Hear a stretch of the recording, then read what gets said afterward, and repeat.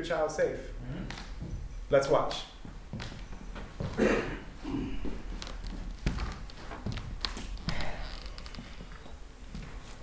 This is a human being, and I'm responsible for him.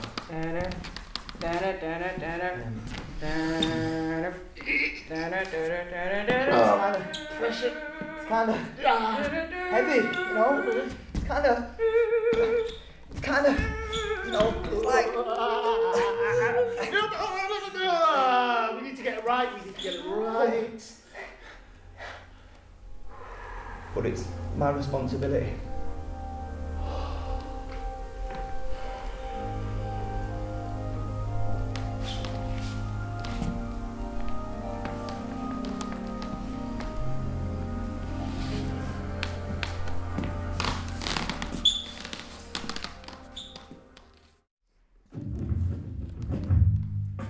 I've got to be a father. To do that, I really got to make sure I got to bother. I got to connect, you know what I mean? For my responsibilities, I can't hide. In my child, I got to have pride. This is what I'm doing. I got to see, I got to connect. What am I going to do? What's I'm going to do? Get some respect when I can see it. You know what I mean? I've got to be humble. Even when things feel like they're about to start to crumble. I got to be strong, articulate, and never just mumble. It's like that, you know what I mean? Because I'm invigorated. Now we got to see that fathers have to definitely be celebrated. Yeah, because I know you hear that, and it gets me touched.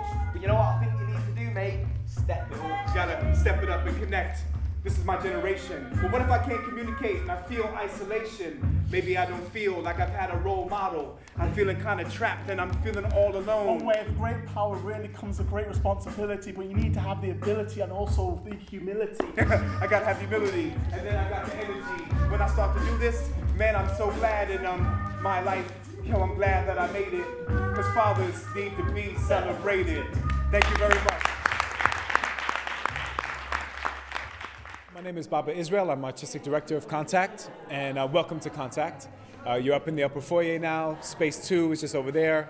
And in Space 2, which is our intimate studio theater, we just had the NHS Young Fathers Project, which brought together two written plays with the improvisation of Contact playback. My name's Tony Shepherd. I'm the writer, or one of the writers on the Young Fathers Project, and I was also involved in the research and development of the project as well.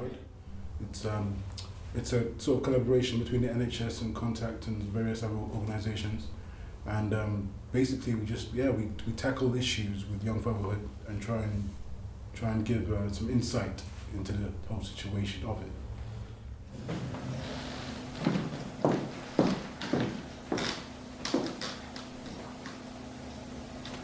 The rose-coloured teardrops can veil your desire, so obliquely that only the rain can fall and smudge your dreams.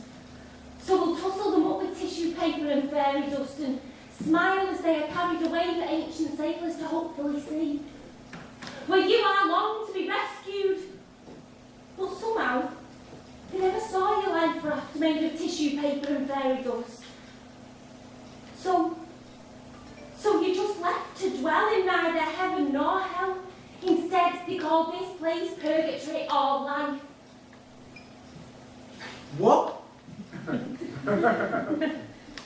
Not me.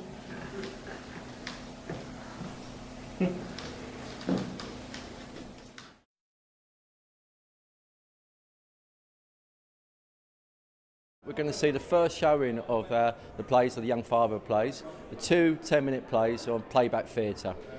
And the plays and the improvisation were exploring the themes of being, what does it mean to be a young father? You know, what do people feel about that issue from different perspectives, different generations, from different family perspectives. And for me, it was a really successful event. We just finished the first one. And, you know, I feel like the plays really captured the complexity of negotiating this theme. And, you know, what does it mean to be a young man and faced with that challenge that can be overwhelming of becoming a father? Also, maybe what does it mean if you're not ready to be a father? And then also, how do you step up and actually take responsibility? What is that supposed to mean? Good question. What a good question. Where shall I start? Well, first, there's the no money. Don't start being funny. Oh, that's right. I'm told he ain't got any. Then there's the fact we did it the once, and here we now have lovely Charlie. That you put the blame for this solely at me. Yeah, well, I thought you were on the pill, you know? So we could just chill. Oh yeah, I kind of said it'd be okay. Or in fact, did I say anything? I can't remember. And anyway, what about a Jorex? A rubber, a condom? Yeah, like that was going to happen. Carl, you're such a fool. Yeah, you didn't say that on the night. Oh God, what a man. What a man. I know. And I'm Charlie's dad. But you're not there. I'm not there, no. So we don't live together. We're not together. In a way, we weren't ever You're together. hard. So I'm just Charlie's dad. I want more. Charlie! There is no more. And you don't know what I really want. Me? No. A man? Maybe. Or a woman. What? Or a fish. What? Perhaps a tiger. What? Who knows? Who in heaven and hell knows? But this is purgatory. Yeah, what's that? It's life, Carl, and not as we know it. That bitch. And there you have it. We used another story from a young man in the audience, turned it into like a 3-part story. He was basically just saying that he wants to wait before he has kids and has a family and that kind of jazz. So we played that back for him. There's no script. It's just basically us actors. We have a DJ, Jomo, who's outside in space too, on the decks, and we have Baba, our conductor. Basically, the link between the teller, the person telling the story and their experience, and us, the actors, who are acting out that experience. It's easier than doing a scripted play. These lot have got the hard job because we don't have to learn anything. Just make it up as we go along. You know, Yeah. so it's not as much. You know, we don't have to put in as much work, but it just means your brains are working overtime on the spot.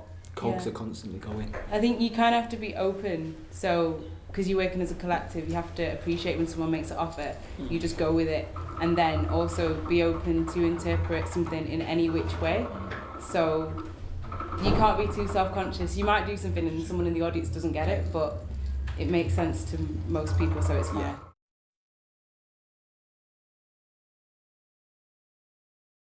I think the key message for me was about talking that young fathers should be prepared to be vulnerable and talk to people, talk to the fathers, talk to the friends about the sort of challenges that they're facing.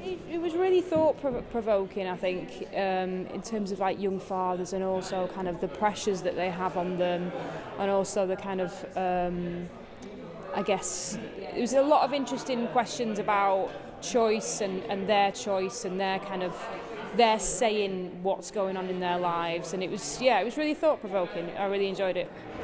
I found it was very emotive because it was so close in such a small group. It felt quite, how do you explain it, personal. Like you kind of went off into it as you was watching it. And I thought the actors really just displayed that whole kind of, the monologues were very deep and emotive and kind of really conveyed like the emotions that they went through, the young people and the fathers. Yeah, 2 different plays, but really exploring lots of different issues, and I think lots of issues were covered.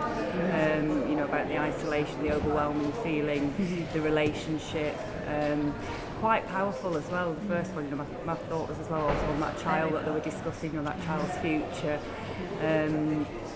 Very, very moving. I thought the acting was very, very powerful, and done in that close contact theatre, it was excellent. And I think stylistically, because they used a lot of different techniques and they had audience participation and they did sort of a lot of ad-lib, it really, you could tell it would resonate with the people that they're trying to get these messages to. It really worked, and they used a lot of sort of contemporary, almost like dance, and a lot of music, and it really gave a different feel to a topic which has sort of been discussed many times but never in this format, and so it gave people a new outlet to actually think about these issues in a different way.